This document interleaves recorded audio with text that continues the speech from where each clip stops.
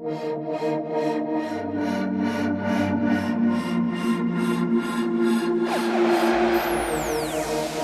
guys, it's Brian from MountainStoneMedia.net here, coming at you with another web tutorial.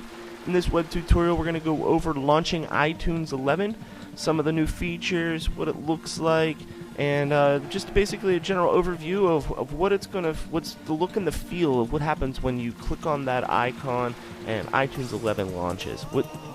What's different, what to expect, what might be confusing.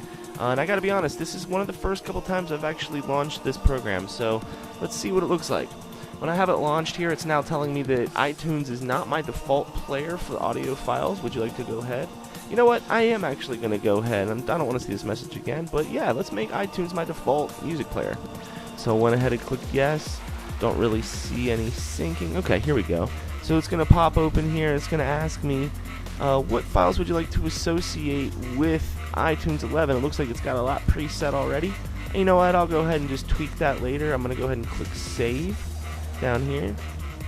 Looks like this is kind of a iTunes tutorials screen here. It's probably give me some information on iTunes and whatnot. I'm kind of familiar with iTunes. You know, I'm an Apple user. I have an iPad. In fact, it looks like we got the iTunes in the cloud. If you're an iPad user or an iUser, you might have installed iCloud onto your iDevice.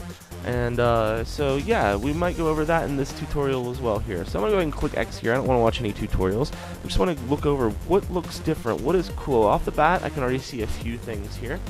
This is obviously the standard Apple display screen. This is where you view your information, what's happening. Looks like I got nothing happening. I do have my iPad 2 plugged into my Windows 7 machine.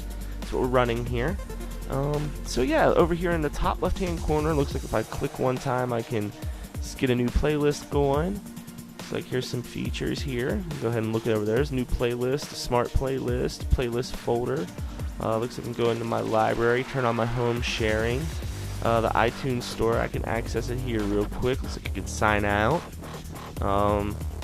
View my Apple ID, my profile information, authorize this computer. Something I should do. Looks like I can add a file to the library. A lot of these are the standard iTunes screen there in the start screen. It's basically the iTunes start screen. I don't know what the official word is, but okay. It looks like here I can click on here, go to my home sharing. I don't have home sharing set up, so I'm not going to go ahead and go through that.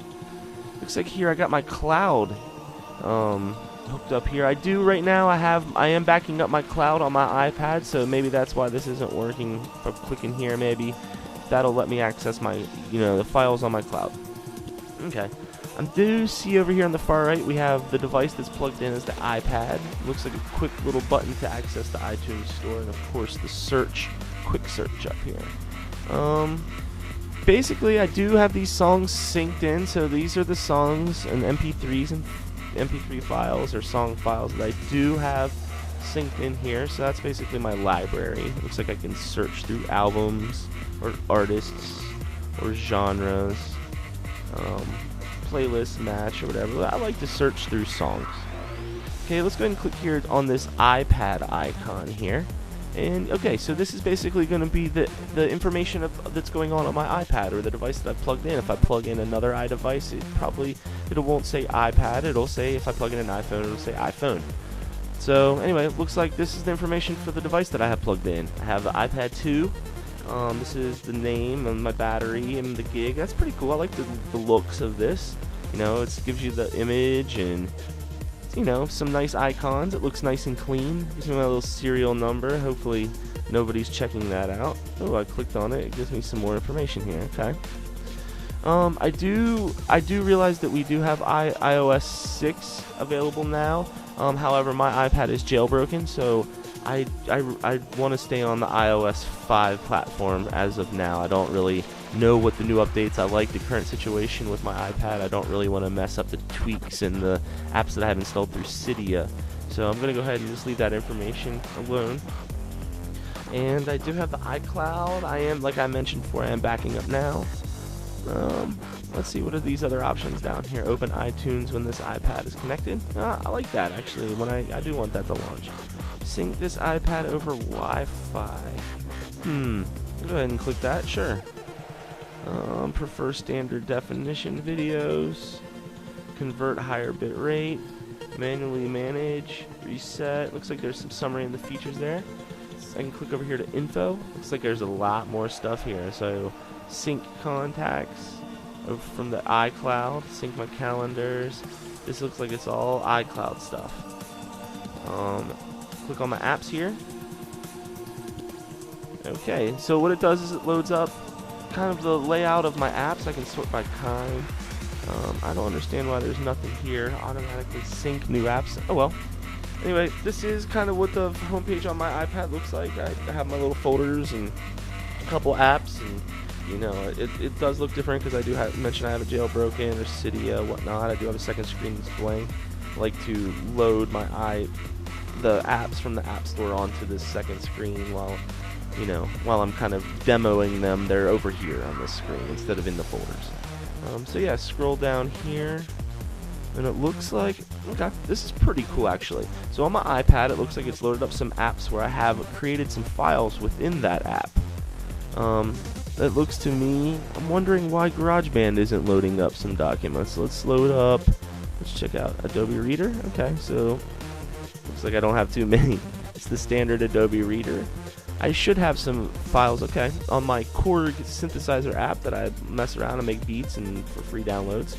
Looks like it saved some waves here, which this is pretty cool. This is actually useful for me because now I can take these waves, which I wasn't sure how I was going to get them off. It looks like I can get them off of my iPad and onto my PC this way. It looks like I would just save it to a directory. Yeah, okay, that's actually really cool. There's a cool new feature I do like, going into my iPad apps to do that. I'm not sure if that is a new feature. It's something that I just learned. So, yeah, it looks like I can sync some music and some movies and scroll through all of the features that are on my iPad. Yeah, it looks like I've tweaked some settings, so let's just go ahead and save those. So yeah, this is basically the general look of iTunes 11. As you can tell, it's simple, which I like. You know, that's kind of some of the comments on the old iTunes is iTunes and Apple. It's kind of difficult. It can be confusing if you're not using it all the time. You know, you do get confused. Me, you know, with the iPad, as an iPad user, you're forced to use iTunes, and I like this new iTunes. So there you have it, guys.